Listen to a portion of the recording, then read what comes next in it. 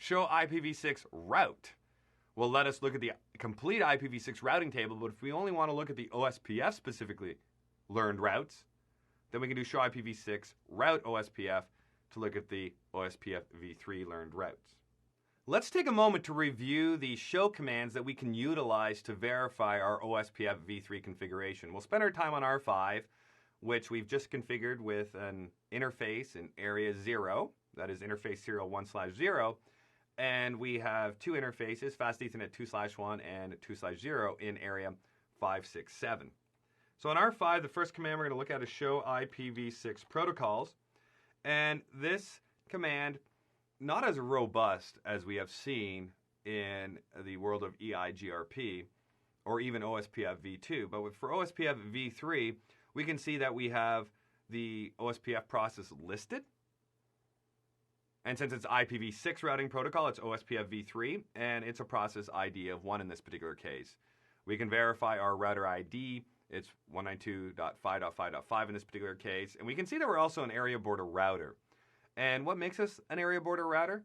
It's the fact that we have an interface in area 0, and then other interfaces in other areas. It could be one other area or a few other areas. But we don't want to have one router responsible for multiple areas or more than 2 additional areas. So we could have area 0 and 2 others, but we're pushing the limits if we start making that router responsible for multiple areas beyond that. So how many areas do we have in total? Just 2.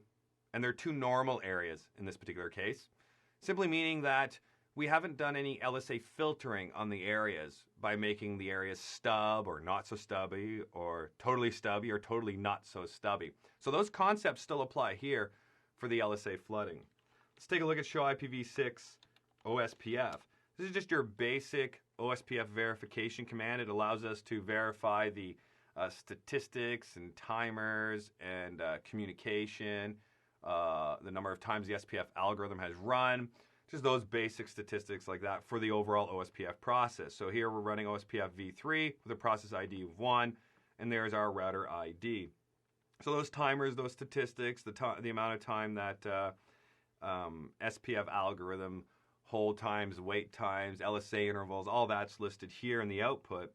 What is really important to us, though, is right down here, that reference bandwidth. Notice it's still 100 megabits per second for OSPFv3. So that hasn't changed. Just because it's a newer version of OSPF, they left it at 100 megabits per second, just like we saw with OSPFv2. So we have the same problem here, where that fast Ethernet interfaces, gigabit Ethernet interfaces, 10 gig, 40 gig, all of those interfaces all default to a cost of 1. So we're going to have to modify this reference bandwidth with the auto cost reference bandwidth command in IPv6 router OSPF configuration mode in order to make sure that all those interfaces aren't treated equally, because they're not equal. They are significantly different, and we don't want OSPF to perform suboptimal routing and use paths that are not as fast as other paths to get from one end of the network to the other. We can see both areas are listed down here, and inside of the area information that we see here, we'll be able to see that the number of interfaces that are participating in the area.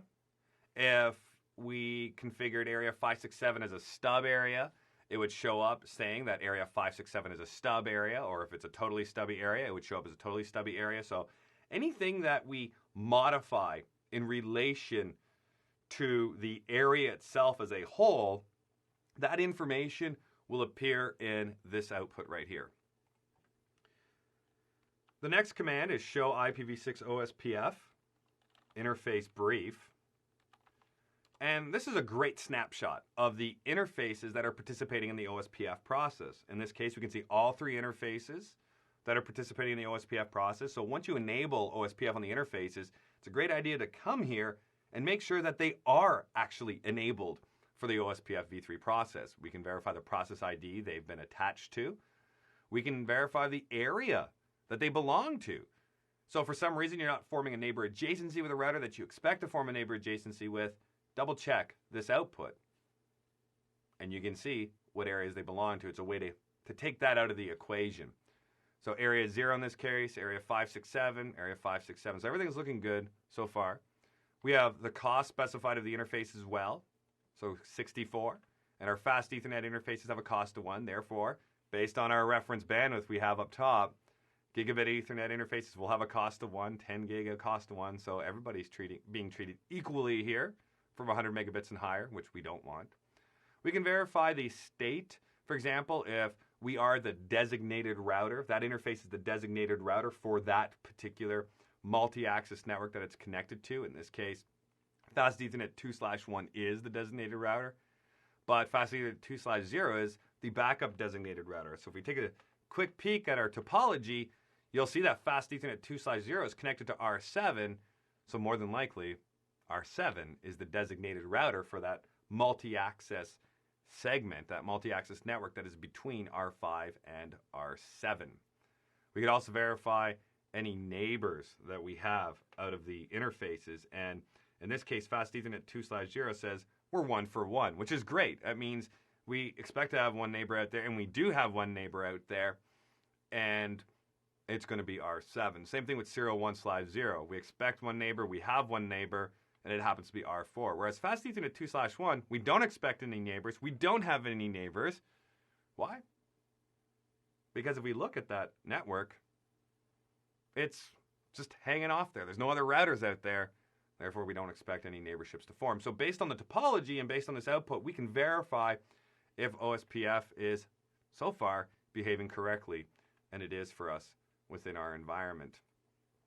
Let's take a look at the output of show IP OSPF interface. Now, there's a lot of details in this output. So what we're going to do is we're going to look just specifically at one interface by saying interface Fast Ethernet 2/0. So let's just get the output for that specific interface. Let me do this to give us a little more room. There we go.